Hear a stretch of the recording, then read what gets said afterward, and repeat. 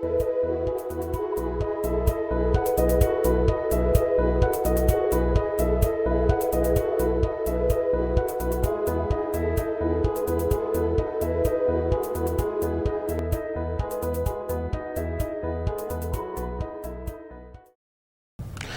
alaikum. I am Adnan Shoaib, faculty member at ComSci Institute of Information Technology, and today is our lecture number 7 regarding the course Risk Management and Insurance, FNC 710.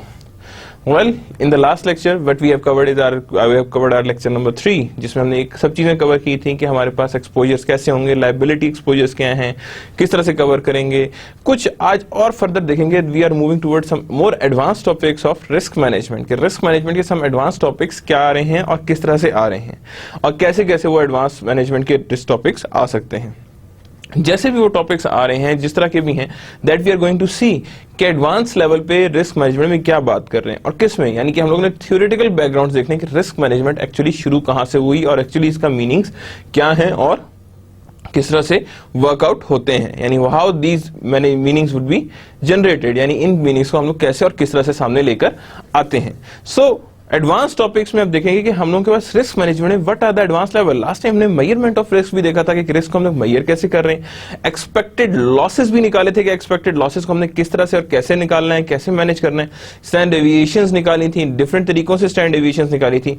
And then now we are moving towards some more advance like, जिसमें हम लोग एक हल्का सा blink देंगे towards the value at risk, कि value at risk क्या होती है और उसने उसे किस तरह से कैसे मैनेज करना है. That we are going to see कि हमने उसे किस तरह से देखते जाना है और उसी के हिसाब से हमने वैल्यू एट रिस्क को मेजर करते जाना है. जैसे जैसे मेजर करते जाएंगे वैसे वैसे हमारे पास वैल्यू एट रिस्क आती जाएगी और वैसे वैसे हम उसे मेजरमेंट्स देते जाएंगे. So we are starting with that advance topics in risk management. देखते हैं इसमें क्या क्या चीजें इसमें इन्वॉल्व होती हैं. Now first of all we are moving towards के ऑब्जेक्टिव्स क्या हैं, क्या क्या चीजें हमने आज कवर करनी है. The changing scope of risk management, के रिस्क मैनेजमेंट का स्कोप कैसे और किस तरह से चेंज हो रहा है. जैसे जैसे चेंज कर रहा है, याद रखिएगा स्कोप उसी तरह रिस्क मैनेजमेंट का चेंज हो रहा है. पहले रिस्क मैनेजमेंट को किसी और मैनर में लिया जाता था, उसके बाद रिस्क मैनेजमेंट को किसी और मैनर में लिया जाता है. Every time the risk management is being measured in a very different way, कि हर दफा रिस्क मैनेजमेंट की मेजरमेंट्स ऑल टुगेदर डिफरेंट होती हैं in any other prospectus. Further we also deal with the enterprise risk management, की enterprise की risk management कैसे और किस तरह से होनी है. जैसी एंटरप्राइज रिस्क मैनेजमेंट की आएंगी उसी तरह हम उसे मेजरमेंट्स भी देते जाएंगे. इंश्योरेंस मार्केट डायनामिक्स है, इंश्योरेंस मार्केट की डायनामिक्स भी देखनी है कि हम लोगों ने किस तरह से इंश्योरेंस मार्केट की डायनामिक्स को चेक करना है. लॉस फोरकास्टिंग, कि हमने लॉस को किस तरह फोरकास्ट कर रहे हैं, how we are going to forecast the loss. इसमें हम लोग हल्का सा देखेंगे कि what is meant by regression analysis, regression analysis क्या होता है और उसके थ्रू हम लोग रिस्क को कैसे और किस तरह से मेजर आउट कर रहे होते हैं. इसमें जब रिग्रेशन एनालिसिस में बात करेंगे तो हमने हर एक चीज को देखेंगे. कोशिश ये होगी कि आपको थोड़ा सा दें कि स्प्रेडशीट मॉडलिंग कैसे होती है, क्योंकि as a follower spreadsheet modelling has a meaning, कि स्प्रेडशीट मॉडल के ऊपर कुछ ना कुछ मीनिंग्स एग्जिस्ट कर रहे होते हैं. That how the spreadsheet being modelled, कैसे मॉडल करनी है स्प्रेडशीट और किस तरह से मॉडल करके उसे फर्दर आगे लेकर हमने चलना है. तो जब हम लोग स्प्रेडशीट मॉडलिंग की बात करते हैं तो याद रखिएगा हमें स्प्रेडशीट के ऊपर ओवरऑल वैल्यूज को भी चेक करना है कि स्प्रेडशीट मॉडलिंग क्या है और किस तरह से आगे लेकर हमने चलना है. Financial analysis in risk management and decision making, हमने देखना है कि फाइनेंशियल एनालिसिस क्या रिक्वायर्ड है इन risk management and decision making. दाओ हम लोगों के पास यहाँ पे ऐसे बहुत कम एग्जांपल्स बीच में हैं, लेकिन I would do it by a pen कि हमारे पास और कौन कौन सी एग्जांपल्स में फाइनेंशियल एनालिसिस बीच में रिक्वायर्ड हो सकता है और हमने कैसे करना है. More over I advice you कि हमारे टेक्स्ट को लाजमी देखें और टेक्स्ट बुक आप लोगों को ऑलरेडी है, हर लेक्चर में बताता हूं, दोबारा बता रहा हूं आपको कि that is risk management and insurance by George Dresda 12th edition. ठीक है, that is from the McGraw Hill, ताकि आप लोगों को पता लगे कि इसके अंदर क्या क्या चीजें इन्वॉल्व हैं और किस किस तरह से इनकी वैल्यूएशंस होती हैं, ताकि हमारे सामने एक क्लियर आइडिया हो कि हमारे पास क्या क्या चीजें इसके अंदर इन्वॉल्व हैं. तो that is financial analysis in risk management and decision making, यानी हम लोगों के पास पता लगे कि डिसीजन मेकिंग के लिए हमारे पास क्या क्या चीजें इन्वॉल्व हैं और कैसे हम लोगों ने उसकी इन्वॉल्वमेंट को चेक करना है. अदर रिस्क मैनेजमेंट टूल्स हैं, कुछ डिफरेंट रिस्क मैनेजमेंट टूल्स हैं कि जिसमें हमारे पास ये कह सकें कि there must be exist a risk management tools, कि रिस्क मैनेजमेंट टूल्स हमारे पास ये चीजें आ रही हैं और उसी के हिसाब से हमने देखना है कि इसमें क्या वैल्यूएशंस एग्जिस्ट कर रही हैं। तो दैट मीन्स कि रिस्क मैनेजमेंट टूल्स हमारे पास कैसे और किस तरह से अकाउंट फॉर हो रहे हैं।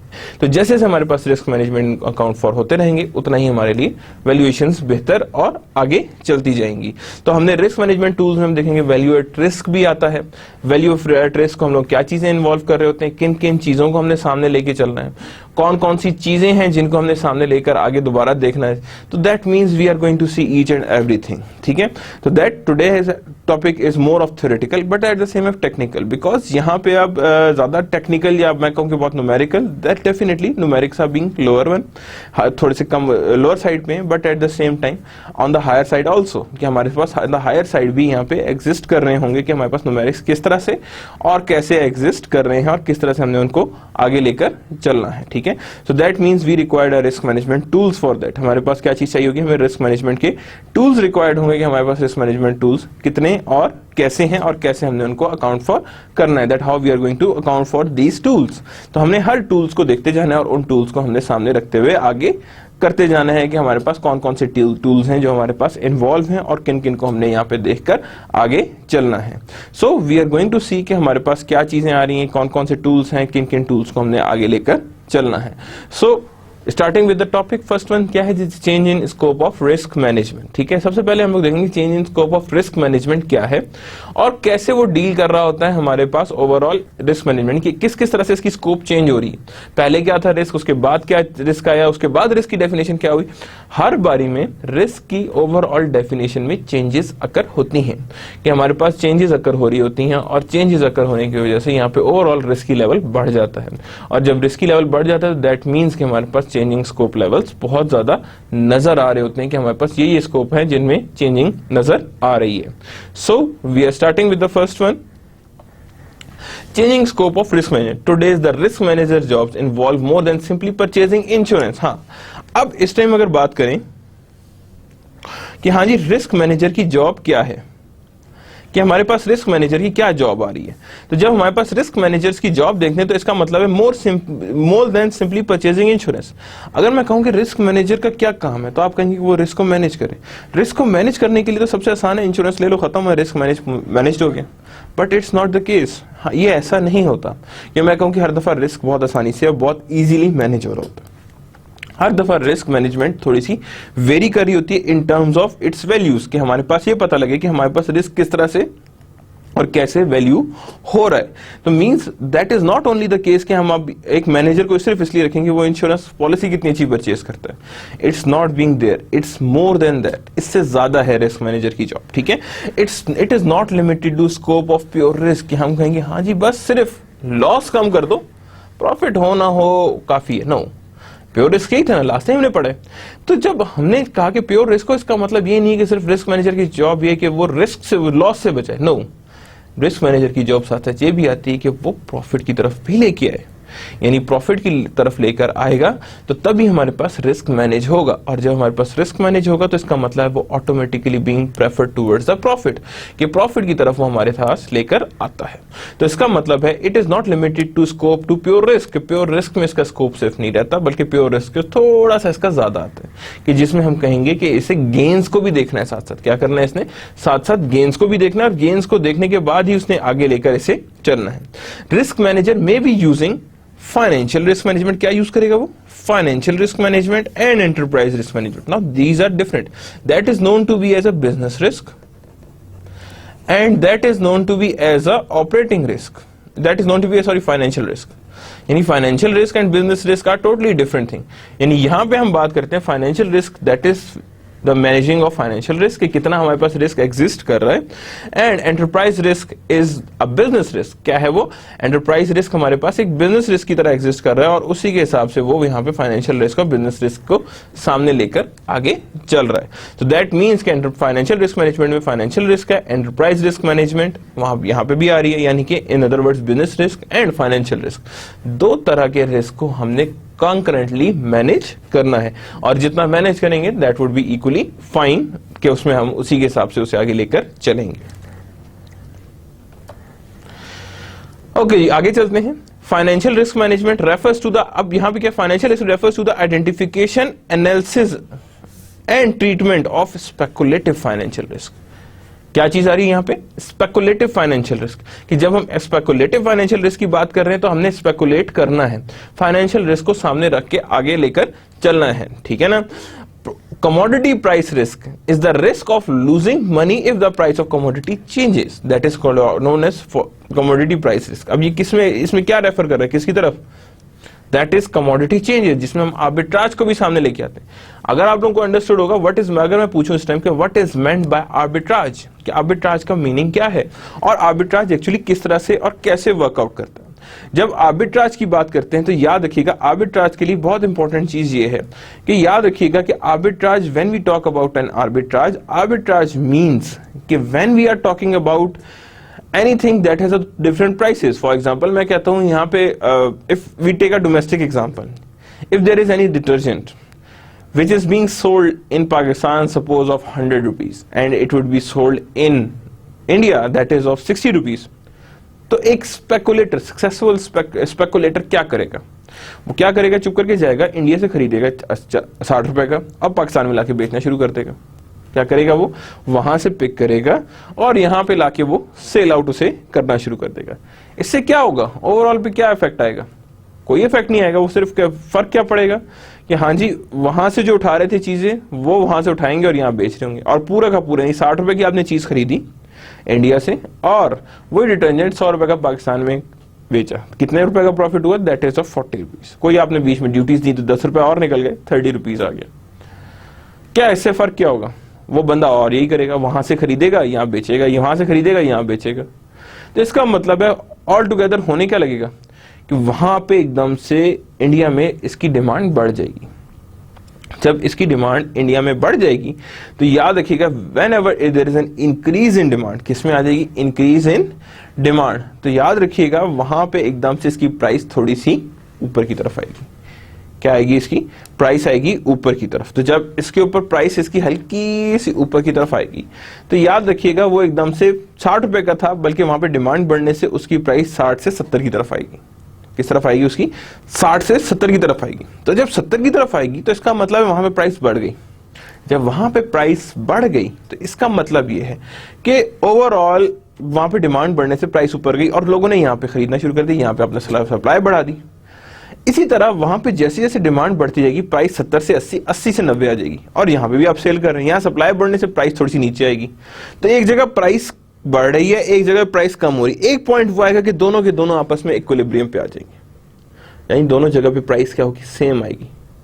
तो याद रखिएगा जब प्राइस सेम हो जाएगी फिर तो वो जहां मर्जी से खरीदे, उससे तो कोई फर्क नहीं पड़ता। So that means whenever there is a price similarity, क्या होगी, यहाँ पे प्राइस में सिमिलैरिटीज एग्जिस्ट कर रही होंगी। तो याद रखिएगा whenever there is a price similarity, तो या वहां पे हमेशा वहां पे आर्बिट्राज की अपॉर्चुनिटीज जीरो हो जाती हैं। वहां पे क्या हो जाता है, आर्बिट्राज की अपॉर्चुनिटीज जीरो हो जाती हैं, नील हो जाती हैं, ठीक है ना। तो जब हमारे पास आर्बिट्राज की अपॉर्चुनिटीज जीरो हो जाती हैं तो दैट मीन्स कि वहां पे हमारे पास कोई चीज भी सामने नहीं रहती। सो दैट मीन्स कि आर्बिट्राज वहां पे जरूरत होती है। फाइनेंशियल रिस्क वहां पे आती है जब कमोडिटी प्राइस रिस्क हो, कि फ्लक्चुएशंस इन प्राइस हो। तो फ्लक्चुएशन ऑफ प्राइस से क्या होगा कि एकदम से रिस्क ऑफ स्पेकुलेशंस आ जाएंगे। There is another thing that is known to be as a interest rate risk, that is risk of loss caused by adverse interest rate movement. कि हमारे पास क्या है, interest rate risk is the risk of loss caused by adverse interest rate movement. कि हमारे पास जो losses expected हैं just because of different interest rate movements, किसी वजह से just because of different interest rate movements, कि हमारी इंटरेस्ट रेट मूवमेंट्स डिफरेंट हो जाए, तो that is known to be as our interest rate risk. जिसमें आके कहें कि हमारे पास इंटरेस्ट एकदम से लोअर साइड पे आ गए, तो जब वो इंटरेस्ट लोअर साइड पे आ रहा है तो दैट मीन्स कि वहां पे इंटरेस्ट रेट रिस्क डिफरेंट या वेरीड फॉर्म में आ रहा है, ठीक है। करेंसी एक्सचेंज रेट रिस्क है, is the risk of loss of value, यानी क्या है वो, is the risk of loss of value caused by changes in the rate, यानी क्या होगा, currency exchange rate risk is the risk of loss of value created by changes in the rate at विच, यानी कि हमारे पास changes आ रहे हैं rates में, और रेट्स में चेंजेस आ रहे हैं at which one nation's currency may be converted to another currency, यानी कि जब आपके पास फ्लक्चुएशंस आ रही हैं, किसमें फ्लक्चुएशंस आ रही हैं, हमारे पास ओवरऑल वैल्यूज में फ्लक्चुएशंस आ रही हैं, तो याद रखिएगा वहां पे हम लोग कहेंगे कि there is a currency exchange rate risk. For example इस टाइम डॉलर की प्राइस क्या है, मैं कहता हूं जी $1 इज इक्वल टू 95.6, कितनी आ रही है यहाँ पे 95.6 आ रही है हमारे पास।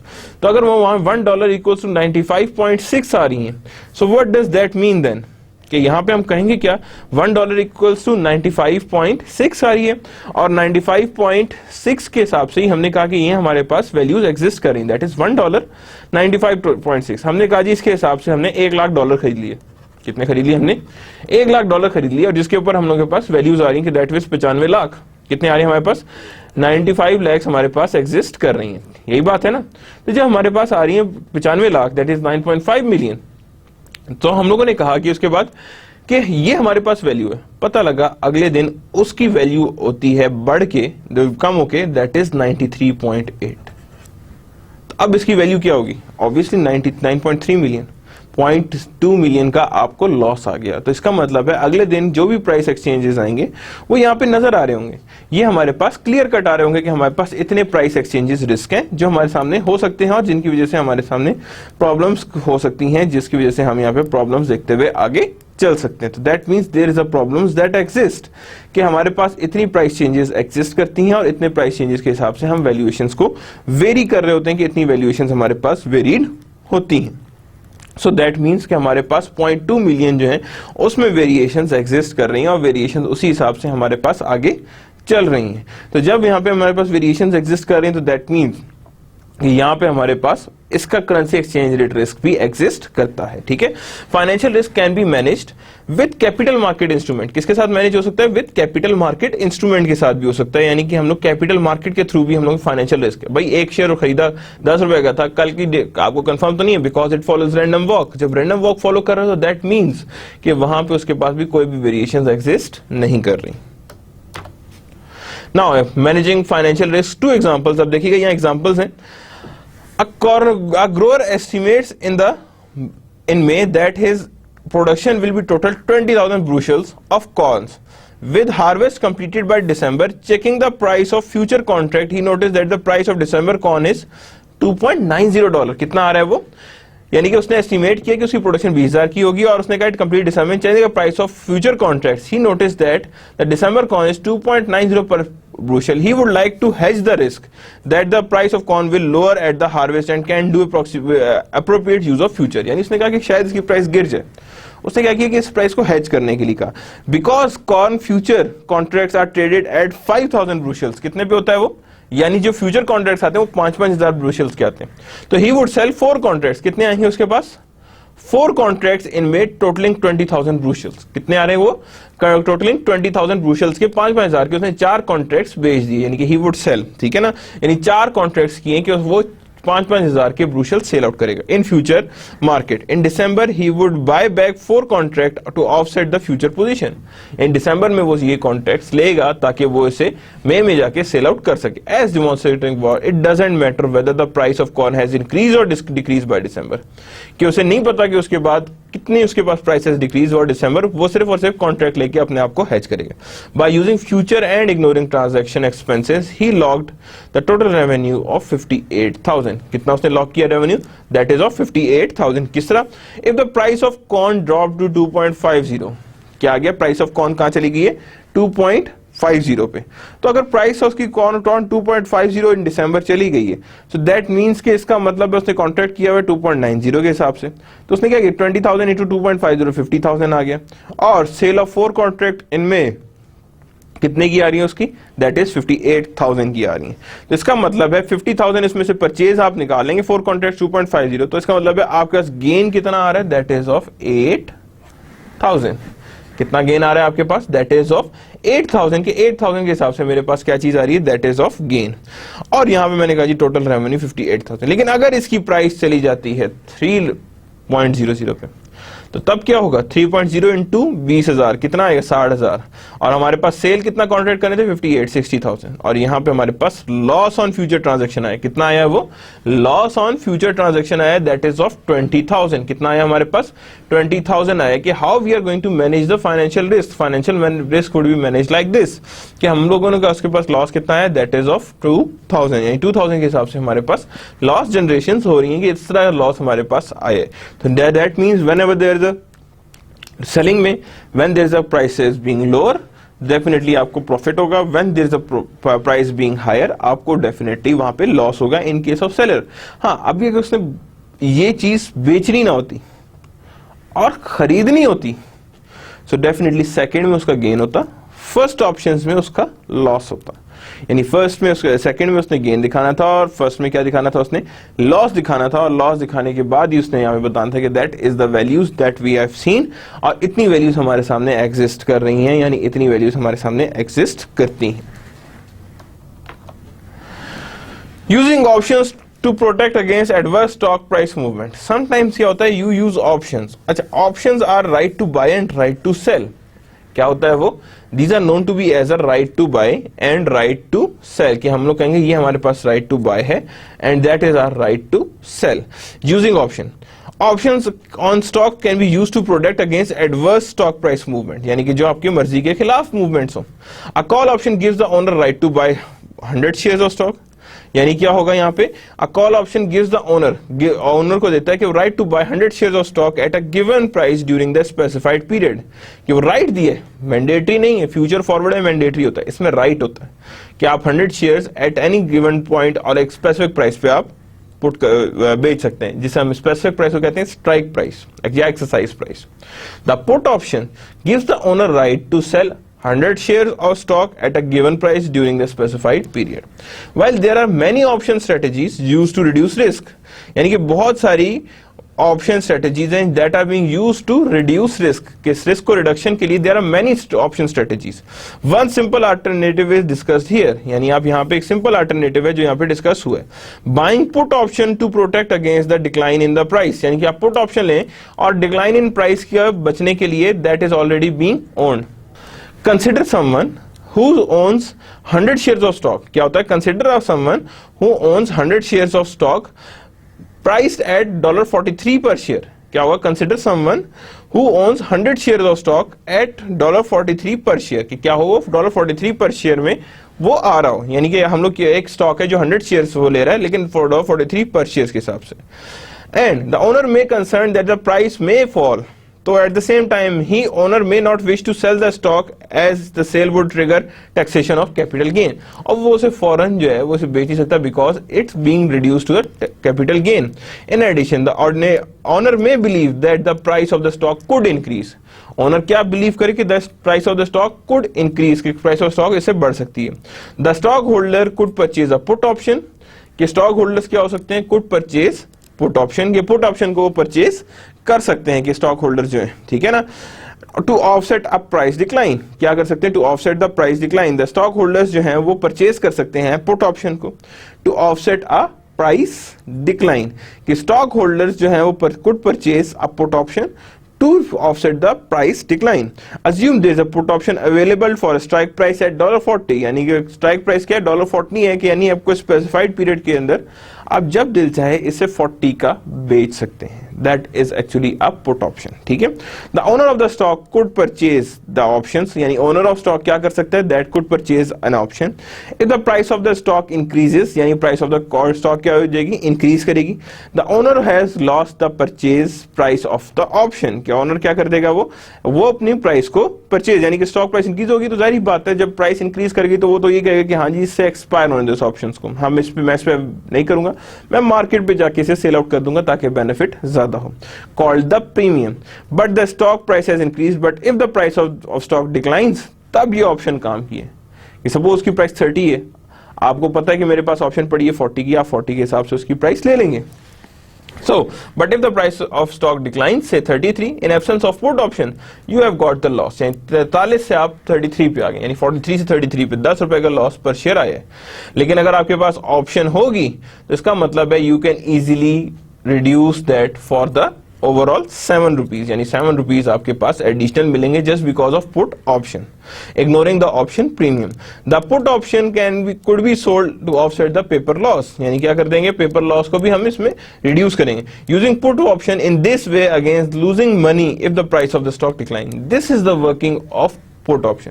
ये पुट ऑप्शन ऐसे बचाती है कि जिस तरह हम लोगों ने ये अभी बचाया है, यानी that how the put option would reduce the risks and all that, यानी कि रिस्क को भी इसी तरह वो रिड्यूस कर रही होती है और उसी हिसाब से हम उसे आगे लेकर चल रहे होते हैं। That how we are going to reduce that risk and that prices, यानी इस तरह से हम इसकी प्राइसेस और रिस्क को रिड्यूस कर रहे होते हैं और रिड्यूस करके आगे लेकर आ रहे होते हैं। An integrated risk management program is risk treatment technique that combines coverage of for pure and speculative risk, यानी integrated risk management program के अंदर क्या होता है, वो risk management treatment है। क्या है वो?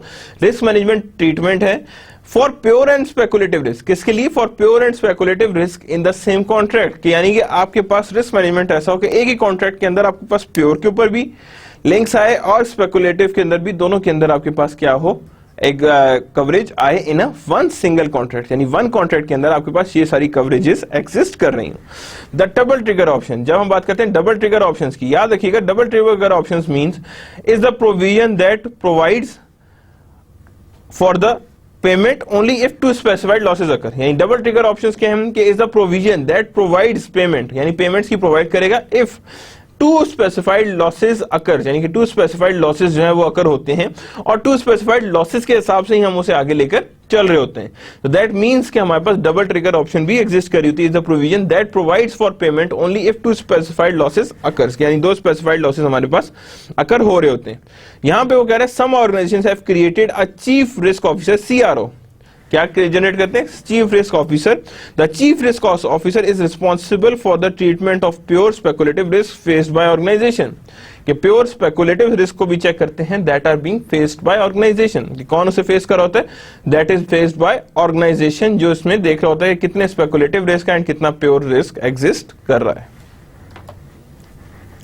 एंटरप्राइज रिस्क मैनेजमेंट आती है। Enterprise risk management is a comprehensive risk management program, क्या है वो, risk management program that addresses the organization pure speculative strategic and operational risk, pure strategic and pure speculative strategic and operational risk। strategic refers to the uncertainty regarding the organization's goals and objectives, कि हाँ जी जो goals and objectives बनाए हुए क्या वो पूरे होंगे भी या नहीं होंगे, और अगर होंगे तो वो कैसे होंगे और किस तरह से कवर अप होंगे, how they are going to be cover up, कि उन्हें हम किस तरह से कवर करेंगे और कैसे कवर अप होके वो हमारे सामने आ रहे होंगे।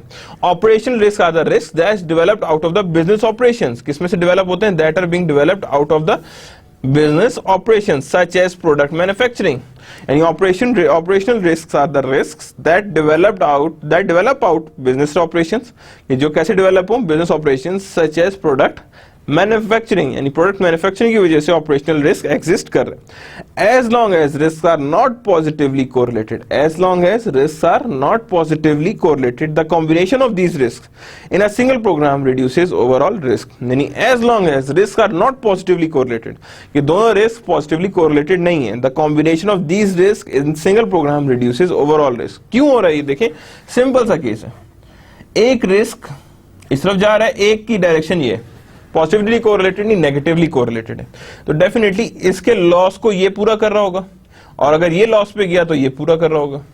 सो दैट मीन्स कि हमारे पास ओवरऑल रिस्क जो है वो रिडक्शन की तरफ आता है। किसकी तरफ आता है, वो रिस्क रिडक्शन की तरफ आता है। Nearly half of the US firms have opted some type of ERM program, कि nearly half of all US firms have adopted some type of enterprise risk management program. यहाँ पे पाकिस्तान में तो बहुत कम कंपनीज हैं जिन्होंने एंटरप्राइज रिस्क मैनेजमेंट प्रोग्राम रखा है, लेकिन यूएस में there are many firms that have used the enterprise risk management program, कि एंटरप्राइज की रिस्क को कैसे और किस तरह से मैनेज किया जाता है और कैसे उन्हें सामने रखा जाता है। That means we have to see कि हमारे पास there is existence of enterprise risk management programme. Barrier to implementation of ERM, क्या क्या बैरियर आते हैं, organisational cultural and tough battles, यानी कि हमारे पास ऑर्गेनाइजेशंस भी हो सकते हैं। समटाइम्स कल्चर होता है कि वहां पे कल्चर्स आपको इस चीज को अडॉप्ट करने नहीं देता, तो जब आपको कल्चर एक चीज के लिए अडॉप्ट करने नहीं दे रहा तो that means barrier to implement of ERM आता है, कि दैट मींस के ऑर्गेनाइजेशनल बैरियर्स भी आते हैं, कल्चरल बैरियर्स भी आते हैं। एंड टफ बैटल्स भी आते हैं, ठीक है ना, कि ऑर्गेनाइजेशनल कल्चर भी आ गया, टफ बैटल्स भी आ गए, each and everything would be there, और उसी के हिसाब से हमने इसकी वैल्यूएशंस को सामने रख के आगे चलना होता है, ठीक है ना। That means that includes organizational culture and tough battles, कि ये हमारे पास ऑर्गेनाइजेशनल कल्चर भी एग्जिस्ट कर रहा है और टफ बैटल्स भी एग्जिस्ट कर रही हैं, ठीक है। तो उसी के हिसाब से हम उसे लेकर आगे चल रहे होते हैं कि दैट मींस ऑर्गेनाइजेशनल कल्चर्स भी एग्जिस्ट कर रहे हैं और टर्फ बैटल्स भी एग्जिस्ट कर रही हैं। तो दैट मींस के वी गॉट कि हमारे पास ये चीजें एग्जिस्ट सामने कर रही हैं। The financial crisis and enterprise risk management, कि फाइनेंशियल क्राइसिस भी एग्जिस्ट कर रहे हैं और साथ ही हमारे पास एंटरप्राइज रिस्क मैनेजमेंट भी एग्जिस्ट हो रही है, ठीक है। तो the US market dropped by more than 50% being on October to March 2009। ये कौन सा एरा है अगर मैं आपसे पूछूं? ये वो एरा है जब आपके पास फाइनेंशियल क्राइसिस आए थे, जिसमें हमारे पास biggest insurance companies Fannie Mae and Freddie that got bankrupt, bailouts हो गई थी, और जिसमें की वजह से फाइनेंशियल क्राइसिस उस टाइम आया था, जिसका अर्थ है कि दैट इज फाइनेंशियल क्रंच। और उस जमाने में हमारे पास ओवरऑल चीजों में, ओवरऑल पूरे वर्ल्ड में फाइनेंशियल क्राइसिस एग्जिस्ट किए थे। किस तरह एग्जिस्ट किए थे, that we are going to see further. उसमें थोड़ा सा आपको डिस्कशंस करेंगे कि डिटेल्स में देखेंगे कि कैसे वो फाइनेंशियल क्राइसिस आए थे। The meltdown raise questions about the use of ERM, कि मेल्टडाउन जो जिस तरह भी हमारे पास आया था, फाइनेंशियल बबल बस्ट हुआ था या जितने फाइनेंशियल क्रंच आया था, उसने सबसे पहले क्वेश्चन रेज किया था किस पे, एंटरप्राइज रिस्क मैनेजमेंट प्रोग्राम पे, कि एंटरप्राइज के रिस्क को क्यों नहीं मैनेज किया गया था, कैसे मैनेज नहीं हुआ था। दैट वाज द केस कि उसमें हमने ईआरएम को देखा था। Only 18% of executive surveyed said that they well formulated and full implemented ERM program, यानी कि सिर्फ 18% एग्जीक्यूटिव ने कहा था कि हमने वाकई में enterprise risk management program properly formulate भी किया है और प्रॉपरली इंप्लीमेंट भी किया है, कि हमें पता होगा कि हमारे पास एंटरप्राइज रिस्क मैनेजमेंट कैसे और किस तरह से हमारे पास आती जा रही है और कैसे हमारे पास आएगी। So that means that is fully implemented ERM program, कि हमारे पास ईआरएम प्रोग्राम्स जो है वो फुली इंप्लीमेंटेड है और फुली इंप्लीमेंट होकर हमारे पास आ रहे हैं, कि that how we are going to implement these programs, कि हमारे पास ये प्रोग्राम्स हमारे पास इंप्लीमेंट हो रहे हैं। तो that means these are known to be as a ERM programs. आगे देखिएगा timeline of event related to financial crisis, के क्या टाइमलाइंस एग्जिस्ट कर रही हैं when we are talking about events related to financial crisis, के फाइनेंशियल क्राइसिस से related कौन कौन से इवेंट्स हैं। तो ये देखिए डाउ जोन्स इंडस्ट्रियल, अच्छा डाउ जोन्स इंडस्ट्रियल एवरेज जैसे हमारे पास केएससी है, वैसे ही वहां पे डाउ जोन्स इंडस्ट्रियल एवरेज है जहां पे ये यूज किए जाते हैं। और यहाँ पे हमारे पास डाटा देखिए कब से कब तक दिया हुआ है, 7 से, ये देखिए यहां से लेके ये यहां तक है जो फाइनेंशियल क्रंच का एरिया था। अक्टूबर 2007 से उसने गिरना शुरू किया और कहां तक, 2009 में। ए सिटी ग्रुप, अब देखिएगा ए पॉइंट ये रहा, city group post a surprise 57 drop in third quarter earning. कितना आया सिटी ग्रुप में, 57% का ड्रॉप शो किया उसने थर्ड क्वार्टर की अर्निंग में, fueled by $6.6 subprime related to write down and losses, यानी राइट डाउन एंड लॉसेस में आ गए। द सीईओ रिजाइंस नवंबर 2007, कब वो रिजाइन कर गया, दैट इज नवंबर 2007 में वो रिजाइन कर गया। बी पे क्या हुआ है, गौर से देखिए, बी पे there is a B, Bank of America pays $4 billion for a country financial after the mortgage lender fails because the risk loan is poor credit risk. Poor credit risk, the UBS announces $4 billion of write down, pushing towards subprime related to write down to $18.4 billion. C पे क्या हुआ है, गौर से again देखिएगा, Bear Stearns sold US investment bank JP Morgan Chase for the $2 per share, यानी कि वो कितना आ गया, दैट इज Chase for $2 पर, यानी JP Morgan ने भी की, the price is later revise to $10 पर शेयर। डी पे क्या हुआ, अगेन डी पे ड्रॉप है। US banking regulator sees IndyMac Bank Group bank operation as a large publicly traded US mortgage lenders collapse as a depositor withdrew over 1.3 billion की deposit ने कितना withdrew किया, 1.3 billion US dollars in 11 days. The Federal Reserve effectively take over mortgage finance agencies Fannie में, ये देखिए मैंने कहा था ना Fannie and Freddie की बात हुई थी, ये Fannie and Freddie, ये हमारे पास सबसे पहले सपोर्ट किया था ताकि इसके यूएस हाउसिंग मार्केट बच सके। और ये शुरू ही हमारे पास रियल एस्टेट से हुआ था, ये रियल एस्टेट में कितना हमारे पास आया था। उसके बाद Wall Street worst day since market reopen after 9/11, the Lehman brother as the largest US bankruptcy, Merrill Lynch takes over the bank of America, American International Group once world's largest insurer search for the capital for the losses of the mortgage, यानी कि वो सबसे बड़े थे, उन्होंने भी losses for mortgage को search out करना शुरू कर दिया था कि कितनी हमारे पास mortgages हैं और कितनी हमारे पास losses exist कर रहे हैं, that how much losses that we have and how much losses that we are going to see, ये कितनी हमारे पास losses हैं जो हमारे पास exist कर रहे हैं और कितने losses को हम adjust कर रहे हैं। यहां पे आ गए insurance and as of premium. AIG shares drop almost 50%, कितना शेयर किया उसने ड्रॉप आउट, ऑलमोस्ट 50% का ड्रॉप आउट आए हैं। The Fed announces the plan of $85 billion AIG rescue loan to return 80% of stakes in the company, यानी हर जगह पर रेस्क्यू लोन ही चल रहे होते।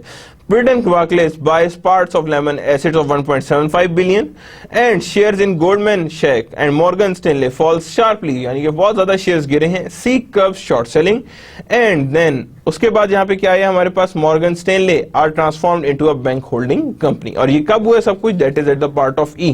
और उसके बाद देखें E के बाद ये इतना बड़ी ये इवेंट था कि उसके बाद फौरन नीचे की तरफ यहाँ पे जंप आए, यानी कि नीचे की तरफ वो सारा का सारा फ्लो करके चला गया। एफ में आए हैं JP Morgan Chase and Citigroup announces a temporary stoppage of residential foreclosures, यानी कि अपना उन्होंने बिजनेस को कम कर दिया और फिलहाल उसे स्टॉप कर दिया। The moratoriums will remain in the effect until March 6 for the JP Morgan and March 12 for the Citigroup and SP 500 index close at the level not seen since dependent 1996, 96 से उस level पे नहीं गिरी थी जितनी level पे वो उस time पे आई थी। And close the 2 months period beginning from January 1, 2009 and worst 2 months opening eight December in the history losing 18.62 million. कितने पे रुकी थी वो, दैट इज लूजिंग 18.62 मिलियन का उसे लॉस हुआ। So that these activities occurred when we talk about a financial crisis. तो financial crisis and enterprise risk management के फाइनेंशियल क्राइसिस कैसे आते हैं और एंटरप्राइज रिस्क मैनेजमेंट कैसे होगी। AIG mentioned an active ERM program in 2007 10K report. अब यहाँ पे क्या था ये देखिए, यहाँ पे क्या कह रहा है वो, यहाँ पे तो क्लियर कट उसको कह रहा है कि हमारे पास क्या क्या चीजें आ रही हैं, that is American international groups. वो कह रहा है उसने फर्स्ट ऑफ EMI 10,000 में उसने 2007 का पूरी रिपोर्ट दी थी कि रिस्कीनेस ऑफ फाइनेंशियल प्रोडक्ट डिवीजन और नॉट फुली अप्रिशिएटेड, कि उसने कहा था कि जितनी भी रिस्कीनेस फाइनेंशियल प्रोडक्ट्स में आएंगी that shouldn't be appreciated. The division was issuing credit default swaps, the division was issuing the credit default swaps, कितना क्रेडिट डिफॉल्ट्स में स्वैप आ रहा है। The credit default swap is an agreement in which risk of default of financial instrument is transferred from owner to a financial instrument to a issuer of swap। यानी क्या मतलब हुआ इसका, the financial instrument यानी कि agreement in which risk of default of financial instrument is transferred from the owner से transfer होके of the owner से ट्रांसफर होगा to the issuer of swap, यानी किसकी तरफ शिफ्ट कर जाएगा, ओनर से स्वैपर की तरफ शिफ्ट कर जाएगा जो इश्यूअर ऑफ स्वैप हेड, यानी जिसने आपको स्वैप इश्यू करके दिया है। The lesson learn by risk management from financial crisis will influence ERM in future, यानी जो लेसन लर्न किया जाएगा risk manager from the financial is to influence ERM in future, की यानी ERM पे आप ज्यादा ध्यान देंगे और ज्यादा उसके सामने लेकर आगे चलेंगे। तो दैट हाउ These ERM और this financial crisis are being adjusted, कि इस तरह से हमारे पास adjusted आए, and these are all related to subprime crisis. These are also being known to be as a subprime crisis, कि ये हमारे पास किस तरह भी exist कर रहे होते हैं, these are known to be as a subprime crisis. Insurance market dynamics हैं, कुछ हमारे पास क्या होते हैं, इंश्योरेंस मार्केट डायनामिक्स भी आ रहे होते हैं। Insurance market dynamics are something there are different, कि यहाँ पे इंश्योरेंस मार्केट्स को हमने कैसे और किस तरह से एडजस्ट करना है। Decisions about whether to retain or transfer risk, अब क्या कर मतलब यहाँ पे इंश्योरेंस मार्केट डायनामिक्स क्या है, decisions about whether to retain or transfer risk are influenced by the condition in the insurance market place. क्या मतलब हुआ, decision about whether to retain or transfer risk are influenced by the conditions in the insurance market place, कि क्या हमें retain करना चाहिए risk को या ट्रांसफर कर देना चाहिए, is dependent on the insurance market place, कि इंश्योरेंस की मार्केट प्लेस हमें क्या कह रही है। The underwriting cycle refers to the cyclical pattern, किस पे रेफर कर रही थी, that are related to cyclical pattern of underwriting stringency, यानी कि हमारे पास क्या थे, स्ट्रिंजेंसी पे हमारे डिपेंड कर रहा होता है।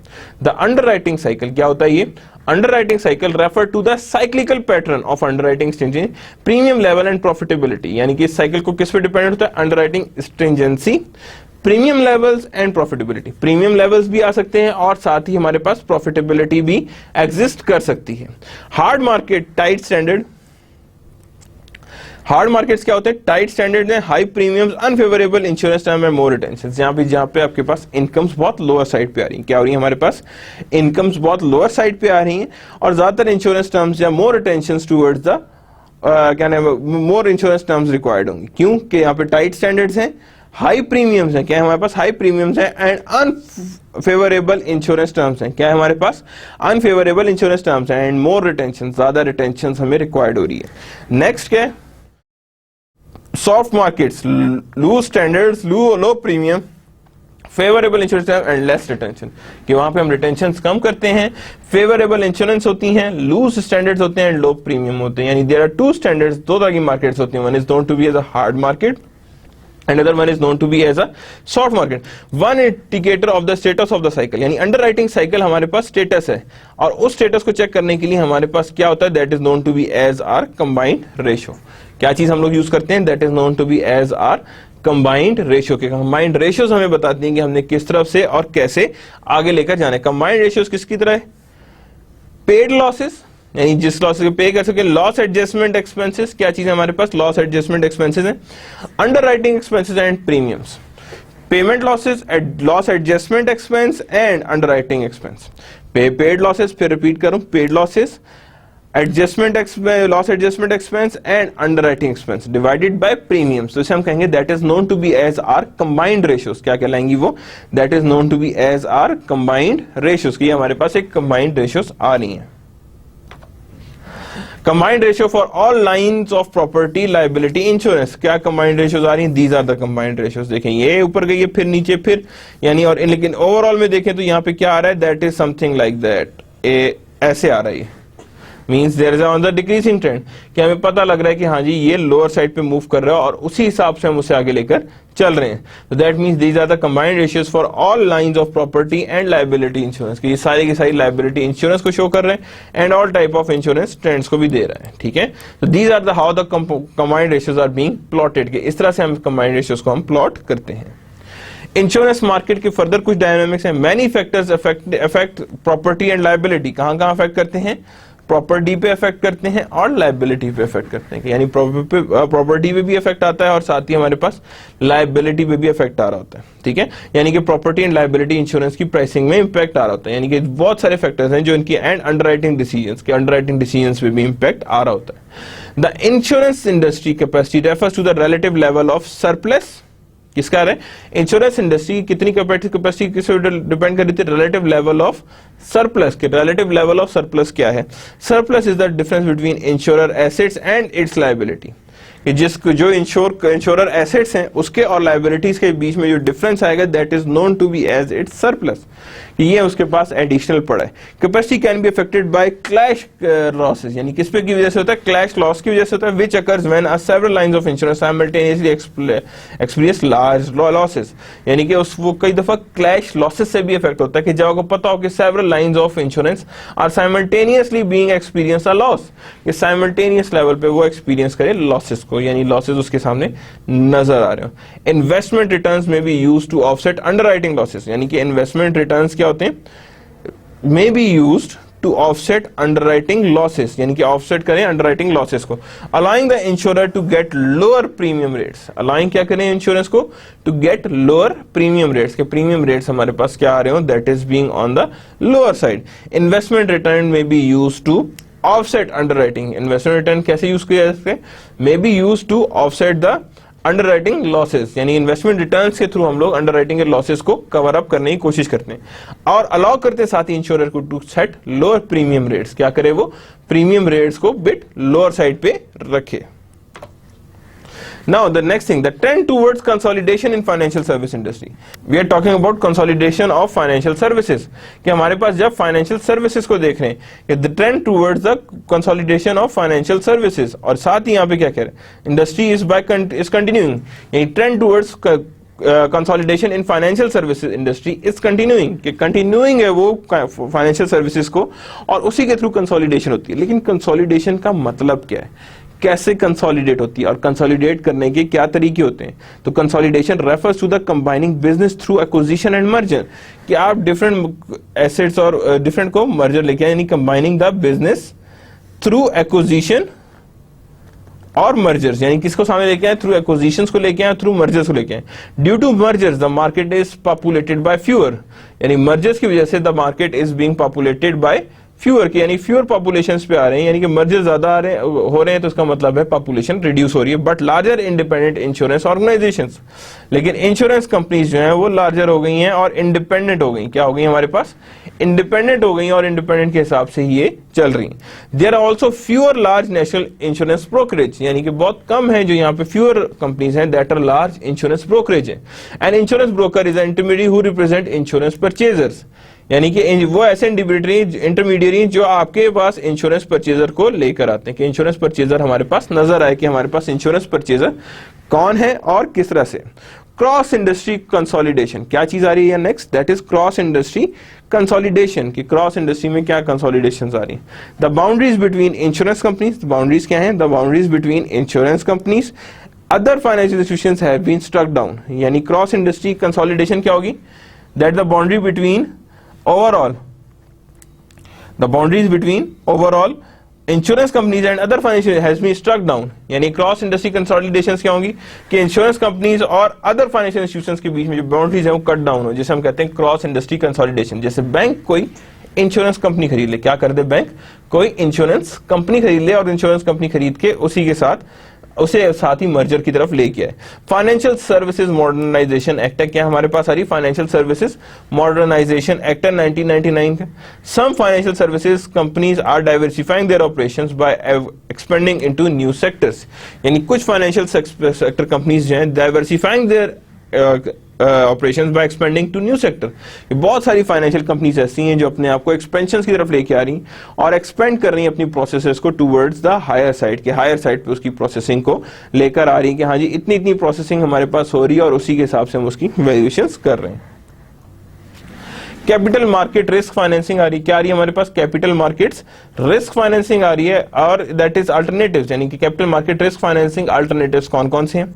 Insurers are making increasing use of capital market, यानी इंश्योरर्स क्या कर रहे हैं, they are making increasing use of capital markets to assist in financial risk, कि किसमें असिस्ट कर सके, that are being assist on the financial risk, यानी insurers are making increasing use of capital market, क्या कर रहे हैं वो, increasing use of capital market to assist in financial risk, financial risk को असिस्ट कर रहे हैं and that are increasing the use of capital markets, क्या लेके आ रहे हैं, कैपिटल मार्केट्स को सामने लेकर आ रहे हैं। Securitization of risk means insurable risk, क्या कर रहे हैं वहां पे, इंश्योरेबल रिस्क है कि सिक्योर हमने कैसे और किस तरह से लेकर उसे साथ आगे चलना है।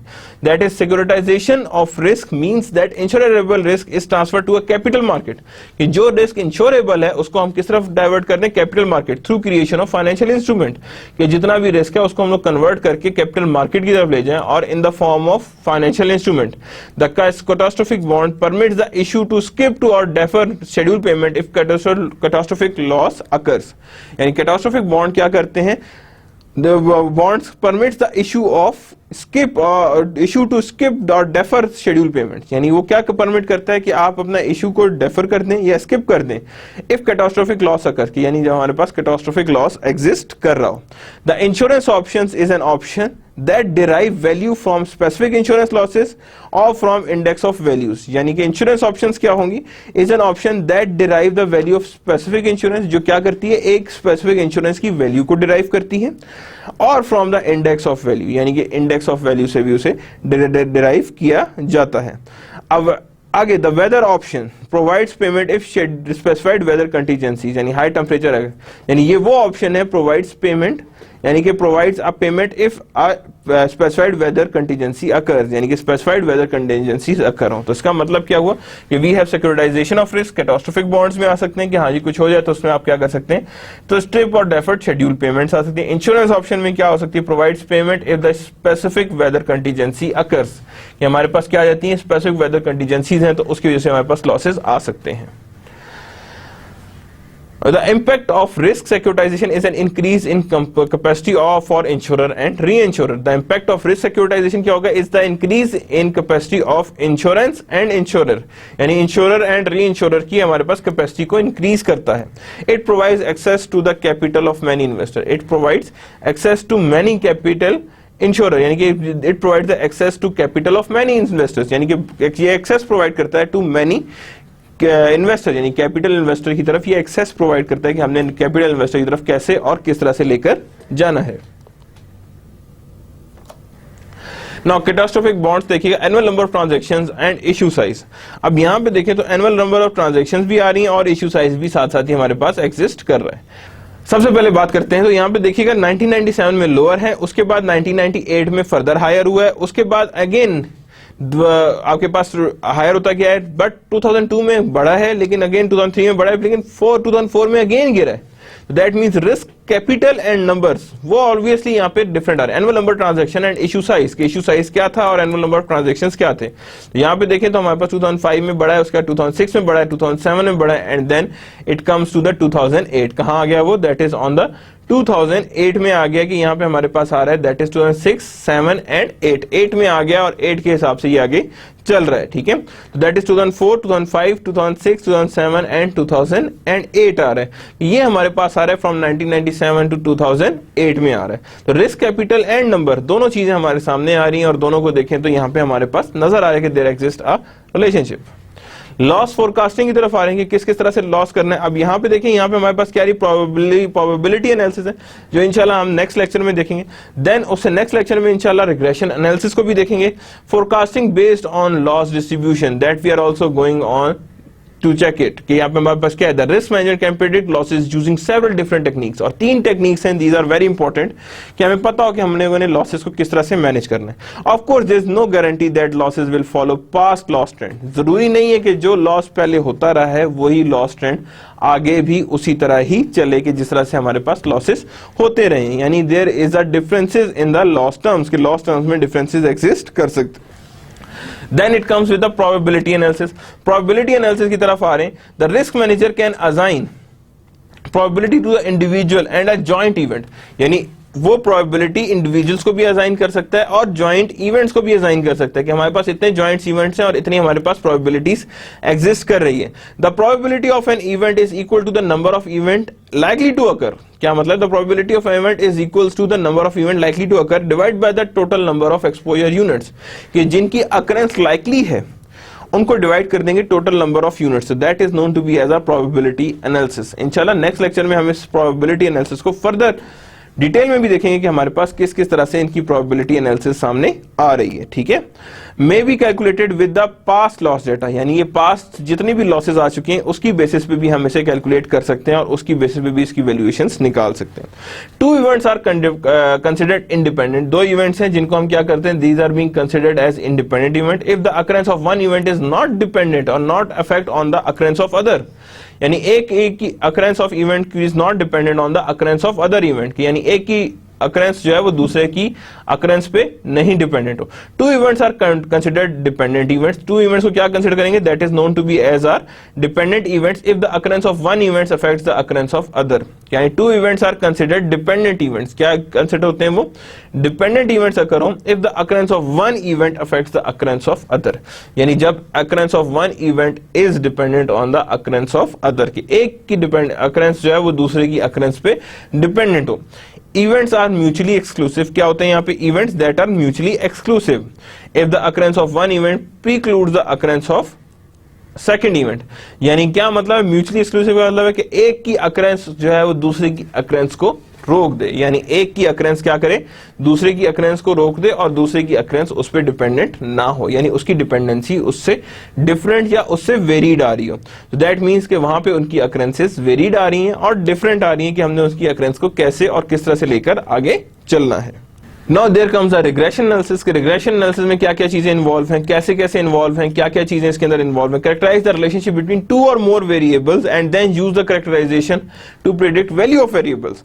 यानी कि पहले तो रिलेशनशिप बताएंगे कि 2 और मोर वेरिएबल्स में क्या रिलेशनशिप है and then uses this characterization, और उस कैरेक्टराइजेशन को यूज करते हैं to predict the value of variables, ताकि हम उस वेरिएबल्स की वैल्यू को प्रेडिक्ट कर सकें, कि हमारे पास उस वैल्यूज को हम सामने रख के प्रेडिक्ट कर सकें। Then uses the characterization to predict values of variable, कि क्या प्रेडिक्ट कर सकें towards the value of variables, के वेरिएबल्स की वैल्यूज को हम प्रेडिक्ट कर सकें। ठीक है, so that means then use this characterization to predict value of variables, की वैल्यू ऑफ वेरिएबल्स को हम प्रेडिक्ट कर सकें। For example, the number of physical damage claims for the fleet of vehicle is a function of a size of fleet and the number of miles driven each year. Is a very यानी कि physical damages किस पे dependent होंगे कि कितना vehicle चली है, कितने माइलेज और क्या साइज था उसके उस फ्लीट का, यानी कि क्या उस साइज का फ्लीट का साइज था और कितनी ज्यादा वो कितने नंबर ऑफ माइल्स एडिशनल या ज्यादा चले हैं, यानी how much they have been move more, यानी कितना ज्यादा वो आगे मूव कर चुके हैं। Relationship between payroll number of workers and compensation. अब ये देखें पेरोल वर्कर्स एंड कंपनसेशन के बीच में हमारे पास रिलेशनशिप निकला है कि ये हमारे पास रिलेशनशिप है और यहाँ पे देखें ये हमारे पास आ रहा है, यानी दीज आर द रिलेशनशिप्स यहाँ पे हमारे पास एग्जिस्ट कर रहे हैं। एंड साथ ही हमारे पास क्या चीज आ रही है देखिएगा, यहां पे हमारे पास ये देखिए कंप्लीट आ रही है एंड वर्कर्स कंपनसेशन क्लेम्स, क्या हमारे पास वर्कर कंपनसेशन क्लेम्स इतने आ रहे हैं। तो हम अगर इन दोनों का रिलेशनशिप फाइंड करेंगे, these are being claims on Y axis and these are being payrolls. तो यहाँ पे रिलेशनशिप क्या आ रहा है, these are obviously on the positive relationship. क्या चीज आ रही है हमारे पास, पॉजिटिव रिलेशनशिप एग्जिस्ट कर रहे हैं। और पॉजिटिव रिलेशनशिप क्या आ रहा है हमारे पास, ये देखिए रिग्रेशन एनालिसिस का क्या आंसर आया हुआ है। Now this equation that how we are going to make this equation that we are going to see in the next lecture कि Y how Y is being made and how R square is being made, यानी R square कैसे आ रहा है हमारे पास और are square को हमने किस तरह से कैलकुलेट करना है, that is Y minus 6.143 plus 0.1074 4800 में आ गया। तो दैट मीन्स कि वाई 509 के 509 क्लेम्स आएंगे अगर हमारे पास ओवरऑल पेरोल कितना होगा, यानी कि दैट इज 48 मिलियन। तो हमारे पास 509 के करीब करीब क्लेम्स आएंगे, वर्कर कंपनसेशन के क्लेम्स इतने हमारे पास एग्जिस्ट कर रहे होंगे। Then again we are moving towards further loss forecasting के loss forecasting में और क्या क्या चीजें एग्जिस्ट कर रही हैं। तो loss distribution is the probability distribution कि loss distribution क्या चीज कहलाता है, that is known to be as a probability distribution कि हमारी probability इस ही पे बेस करके आगे चलती है of losses that could occur, जो अकर हो सकते हैं या जिनकी अकरेंस पॉसिबल है, useful for forecasting if the history of losses tends to follow specific distribution. यानी useful for forecasting if the history of losses, यानी कि लॉस डिस्ट्रीब्यूशन प्रोबेबिलिटी है दैट कुड अकर। यूजफुल कब होती है, यूजफुल फॉर फोरकास्टिंग व्हेन आपके पास जो history का जो डिस्ट्रीब्यूशन है वही फ्यूचर वही एक सेम स्पेसिफिक डिस्ट्रीब्यूशन फॉलो कर रहे हैं आपके लॉसेस, या तो वो नॉर्मल डिस्ट्रीब्यूटेड है लॉसेस या बायनॉमियली डिस्ट्रीब्यूटेड है या पाइजन डिस्ट्रीब्यूटेड है। जिस तरह के भी लॉसेस हैं वो डिस्ट्रीब्यूट हुए में उसी तरह के यूज होंगे और उसी तरह का सैंपल साइज जो है वो लार्ज आएगा। The risk manager need to know, क्या रिस्क मैनेजर करता है, risk manager need to know the parameter of loss distribution कि रिस्क मैनेजर क्या करता है, that needs to know the parameter of loss distribution. क्या यूज फाइंड करता है, parameter of loss distribution such as mean and standard deviation. क्या होता है वो, such as mean and standard deviation कि risk manager needs to no कि risk manager need करता है to know the parameters of losses loss distribution. क्या find करता है वो, parameter of loss distribution such as mean and standard deviation. कि आपको ये दोनों चीजें पता लगेंगी तो आप कहेंगे कि हाँ जी what type of distribution is being followed by them कि किस तरह का डिस्ट्रीब्यूशन या किस तरह की डिस्ट्रीब्यूशन दे कैन फॉलो, और जिस तरह की डिस्ट्रीब्यूशन आएगी वो उसी तरह की डिस्ट्रीब्यूशन को फॉलो करेंगे। The normal distribution is wise use for loss forecasting. ये नॉर्मल डिस्ट्रीब्यूशन ही यूज की जाती है नॉर्मली लॉस फोरकास्टिंग के लिए कि जैसे जैसे लॉस फोरकास्ट होता जाता है वैसे वैसे नॉर्मल डिस्ट्रीब्यूशन ही यूज की जा रही होती है और नॉर्मल डिस्ट्रीब्यूशन यूज करने के बाद ही हमारे पास चीजें क्लियर होती हैं, ये चीजें नजर आने लगती हैं कि यानी how these are being made, that is normal distribution is widely used for loss forecasting के लॉस फोरकास्टिंग के लिए और नॉर्मल डिस्ट्रीब्यूशन को यूज किया जाता है कि that is being on the loss forecasting के ये लॉस फोरकास्टिंग के लिए हमारे पास आती हैं। That is normal distribution is widely used for loss forecasting. Loss forecasting के लिए हम नॉर्मल डिस्ट्रीब्यूशंस को यूज करते हैं। Financial analysis in risk management, कैसे कैसे फाइनेंशियल एनालिसिस में हो सकता है रिस्क मैनेजमेंट में, तो then again there exist time value of money, time value of money exist कर रहा होता है इसके अंदर। The present value is converted to future value. अब यहाँ क्या होता है, यानी कि time value of money must be considered when decision involves cash flow over time. कि टाइम वैल्यू ऑफ मनी को सामने जरूर रखना है जब भी डिसीजन इन्वॉल्व हो रिलेटेड टू कैश फ्लो। ये कैश फ्लो में जिस तरह के भी डिसीजन इन्वॉल्व हो हमने उसी तरह की कैश फ्लो रखनी। Consider interest earning capacity of money, money क्या capacity, that it bears interest, क्या करता है that bears a interest. The present value is converted to the future value through compounding, यानी प्रेजेंट वैल्यू किसमें convert होती है, to future value through compounding. कि compounding के थ्रू हम उसे प्रेजेंट वैल्यू को फ्यूचर वैल्यू में कन्वर्ट करते हैं and future value is converted to present value using discounting. Risk manager use time value of money when analysing insurance bids, यानी insurance bids को जब उसने एनालाइज करना होता है तो वो टाइम वैल्यू ऑफ मनी को यूज करता है। Making loss control investment decision, के लॉस कंट्रोल को इन्वेस्ट के लिए जो इन्वेस्टमेंट डिसीजन करने होते हैं उसके लिए भी वो यहाँ पे risk manager overall time value of money को यूज करता है। The net present value is the sum of present value of future cash flow. Net present value क्या है? Present value of future cash flows minus cost of project, कि present value निकालें आप future cash flow की और उसमें से minus कर दें कॉस्ट ऑफ प्रोजेक्ट की। And the internal rate of return on projects is the average annual rate of return provided by investing in the project, के annual average annual rate of return कितना है for providing investing in the project, के इतनी investing करनी है हमने इन projects में और उसी के हिसाब से हम उसे आगे लेकर चल रहे हैं। अदर रिस्क मैनेजमेंट टूल्स बहुत सारे एग्जिस्ट कर रहे होते हैं। रिस्क मैनेजमेंट टूल्स कौन कौन से आ रहे हैं देखें। The risk management information technology system, that is RIMS is the computerized database that permits the risk manager to store and analyze risk management data। यानी किसको कर सकते हैं? कंट्रोल करना होता है, एनालाइज करना होता है रिस्क मैनेजमेंट डेटा को। द डेटाबेस में इंक्लूड लिस्टिंग ऑफ प्रॉपर्टीज, किसको इंक्लूड करते हैं? Listing of properties, insurance policies, loss records and status of legal claims, कि लॉस रिकॉर्ड्स भी कवर होते हैं, स्टेटस ऑफ लीगल क्लेम्स भी कवर अप होते हैं, दोनों चीजें कवर अप हो रही होती हैं। Data can be used to predict and attempt to control future loss level, यानी डेटा जो है डेटा कैन बी यूज्ड, या डेटा को यूज किया जाता है to predict and attempt to control the future loss levels, यानी कि फ्यूचर लॉस को कंट्रोल करने के लिए वही डेटा यूज किया जाता है। Risk management internet and websites, ये भी हैं बहुत सारी। Internet is website with the search capabilities design to limit internal audiences, किसको कवर करना होता है? हमने इंटरनल ऑडियंस को कवर अप करना होता है।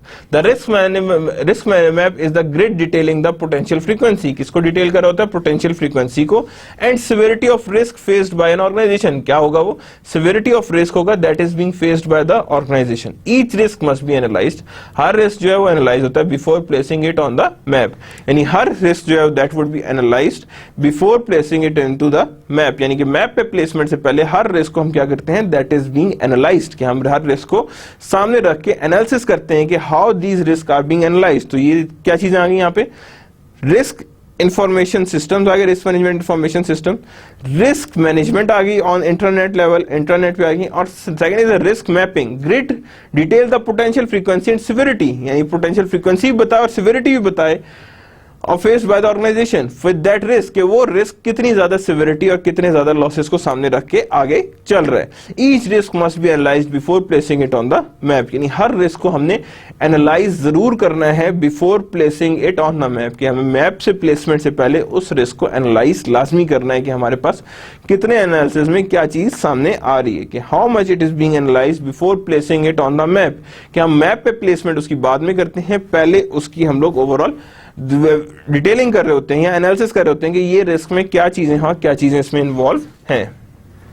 Then again other risk management tools, value at risk, यानी कि हमारे पास क्या हो गया? That is value at risk analysis, involves calculating the worst possible probable loss likely to occur in a given time period, यानी कि सबसे बुरा लॉस क्या हो सकता है in a given time period under regular market condition at some level of confidence, कि regular market conditions में उसका क्या लॉस हो सकता है under some level of confidence. The VaR is determined using historical data और रनिंग कंप्यूटर सिमुलेशन, या तो वो हिस्टोरिकल डाटा को यूज करता है या कंप्यूटर सिमुलेशंस को यूज करता है for analysis and for valuations. Often applied to a portfolio of an asset, किसके लिए ज्यादा यूज किया जाता है? By for the valuation of portfolio of an asset, के जिसमें पोर्टफोलियो ऑफ एन एसेट की वैल्यूएशंस के लिए वार मोस्टली यूज किया जाता है। Can be use to valuate solvency of insurer, किसके लिए भी यूज किया जा सकता है? Can be use to valuate the solvency of insurer, की इंश्योरर की सॉल्वेंसी हमारे पास नजर आ रही होती है। अनदर थिंग, कैटास्ट्रोफिक मॉडलिंग, क्या चीज आ रही है हमारे पास? Catastrophic modelling is the computer assisted method of estimated losses that could occur as a result of catastrophic event. Model inputs include seismic data, historical losses and values expose to losses, यानी historical data भी आते हैं, seismic data भी आते हैं, value expose to losses भी आ रहा होता है। For example building characteristics. Models are used by insurers, model are used by insurer, brokers and large companies with exposure to catastrophic loss, यानी models are used by insurer, क्या कौन use करता है? Insurer, broker large companies with exposures to catastrophic losses, के हमारे पास exposures भी आ रहे होते हैं टुवर्ड्स द कैटास्ट्रोफिक लॉसेस। जब हम बात करते हैं वार में, एक चीज can be used to valuate the solvency of insurer, कि जो इंश्योर हो रहा है उसकी सॉल्वेंसी क्या है, किस लेवल पे है, तो हमारे पास ये पता लग जाता है कि कितना रिस्क आ रहा है, that is value of at risk, that is VaR. और कैटास्ट्रोफिक मॉडलिंग का मतलब है कि computer assisted method for estimating losses that could occur as a result of catastrophic event, कि किसी कैटास्ट्रोफिक इवेंट से रिलेटेड आपके पास कितना रिजल्ट्स आ सकते हैं और कितने रिजल्ट्स की बेसिस पे ये चीजें वैल्यू हो रही हैं। और models are being used by the insurers, brokers भी यूज करते हैं, और इनपुट्स क्या होती हैं, डेटा होते हैं, seismic historical data expose to losses. Our models are used by insurers and brokers and large companies with the exposure to catastrophic losses. So that's the end of the lecture number 7. What we have studied today is the advanced topics in risk management tools कौन-कौन से होते हैं, loss forecasting कैसे कर रहे हैं, other risk management tools कौन-कौन से हैं, what are the other things that are involved, कौन-कौन सी techniques हैं, regression है, probability analysis है, and other values हैं. So that we have covered some advanced topics of risk management. That chapter is not covered yet completely. Inshallah, we are going to cover that chapter in lecture number 8. So that's the end of the lecture. Allah Hafiz.